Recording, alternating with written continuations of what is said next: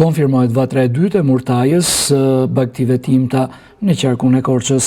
Autoritetet konfirmojnë se analizat kanë rezultuar pozitive për një nga fermat e fshatit Shkoz në bashkinë e Maliqit, ku më tepër se 180 krerë do të groposen. Në përgjithë laboratorit u konfirmua vatra e dytë në qarkun e Korçës që ndodhet në fshatin Shkoz të komunës Libanikut, bashkia Maliq. Aktualisht sot do eliminohen rreth 110 krerë të leshta, të cilat janë ferma është konfirmuar pozitiv.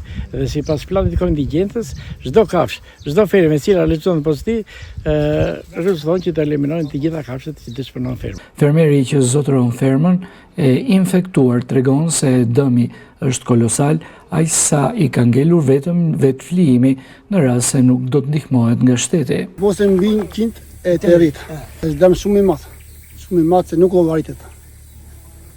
Për neve, duam pak ndihmë se neve me këto kemi të ardhur. Vetëm me këtë punë. S'kemi asnjë lloj të ardhur tjetër. Ashtu si vet, mu dashur jamet në rrugët.